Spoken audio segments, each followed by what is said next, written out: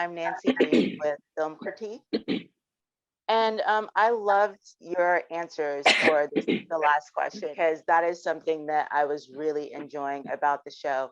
Just this sort of this mix of the comedy and the drama.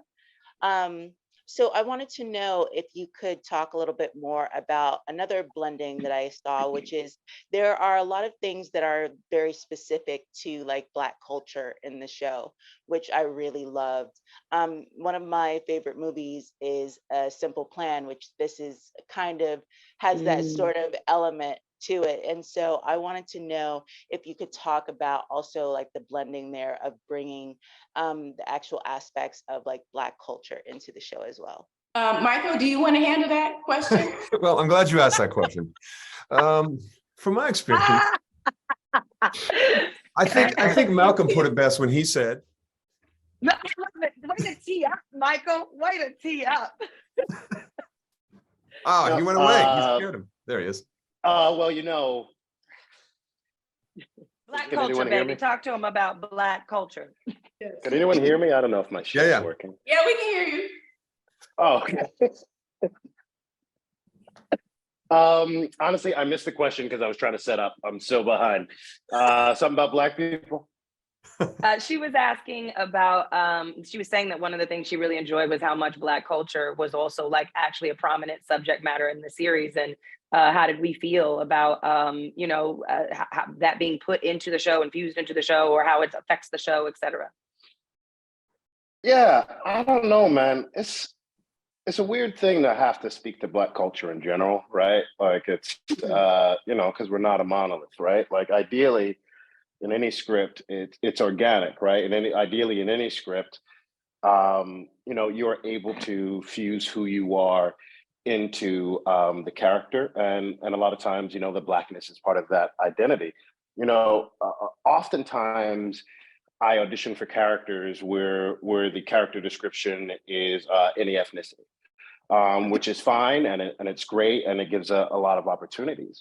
But I always think of the story of I can't remember the actor's name, but he's a Southerner who worked on Lost, and he talks about an audition he had for the show, and it went well, right? It went okay. He wasn't sure, and then they were like, he was trying to do just a regular accent, and then he did a Southern accent, and it all of a sudden brought out all this beauty, this nuance, and all these things that he got to be because he got to be truly himself. And so, what's interesting about this story is that I got to build that community, and I got to be a part of a people, and I got to be Black without trying to be. It wasn't like, hey, isn't this, what is this saying about culture? It's just, when you have a group of people who share a history and a culture, organically, it'll feed into the story, right? And, as we know, Robb Cullen, this wasn't originally meant for an all Black cast, right? But the story was universal enough that it fit. And then once you hired all these actors and made it an all Black cast, it suddenly seemed like that's what it was all along. And I think being open to that and folks being able to see each other and express themselves and see each other's faults and nuances within each other is incredibly freeing. And not just that, the fact that this isn't just a story that you usually see with Black folks, is also what's amazing about it, right? Because we got to tell this story that seemed universal and make it detailed and specific to us. And because it was so specific to us, it spoke to everybody. And that's the beautiful part about being able to be Black and being Black in this, not because we happen to be Black, but because we are Black. Yeah, to me, it's definitely a comedy. I mean, that's actually one of the things that I was looking for when I started watching it, because, I know, there's comedians in the show and stuff. So I was curious as to like how much drama there's going to be versus how much comedy, and is it going to be like, showing that they can do like the dramatic stuff and the comedic stuff, or what. So I was already keyed into like looking for that. And what I really like about it is that it blends it very well, because to me, like, dark comedies are like some of my, like, that's one of my favorite genres, because it lightens what you're watching, and so it kind of pulls you along in a different way than drama. Like sometimes drama can be very like, it can be very good to watch, but it can also be very stressful. So like having that sort of comedic thing in there sort of relieves that pressure and allows you to like really get into things with the characters while you're watching it like in a different way. And definitely the thing with the daughter, I mean, I'm sitting there watching that, I'm like, is this a new thing?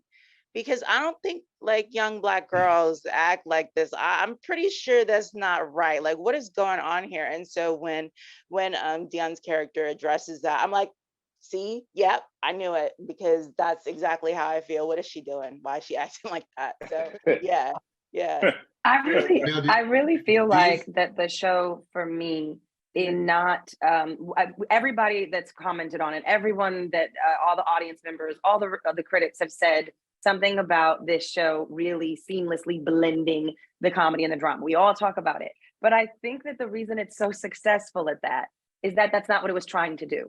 I think the success of this show is that it didn't set out to be a genre.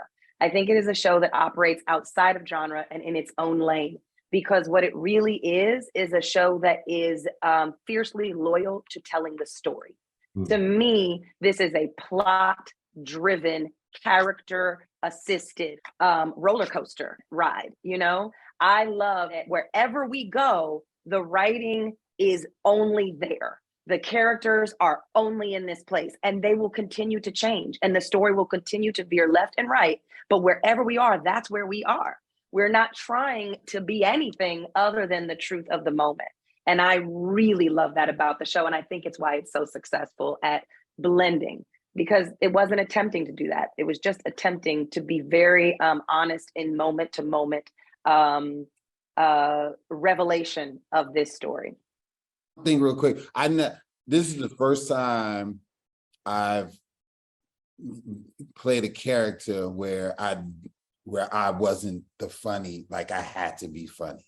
Therefore, that's what I'm saying. It was tripped out, which was what I wanted, to have a project where I didn't have to be the focal. Every project I've done, I've came in, did my funny role and was out, you know. But this time it was like, it was good to see like everybody be so funny, like Cynthia and Tammy and Touch, and it's this line Touch says to me that just kills me all the time when he's looking at the bodies on the floor and he just goes, fuck. Like just that alone would just killed me. And Malcolm is like, I was watching this episode where him and Cynthia was at the table.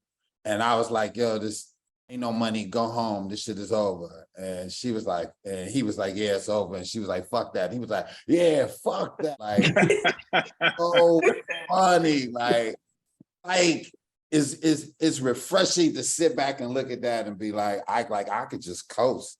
I ain't even gotta, like, yo, and not only that, when you believe in somebody to hold that, it's better. Like I believe that they can take that reign and run with it and do what they do. Like Tammy's telling them people to shut the fuck up in the restaurant. Like that shit is hilarious to me.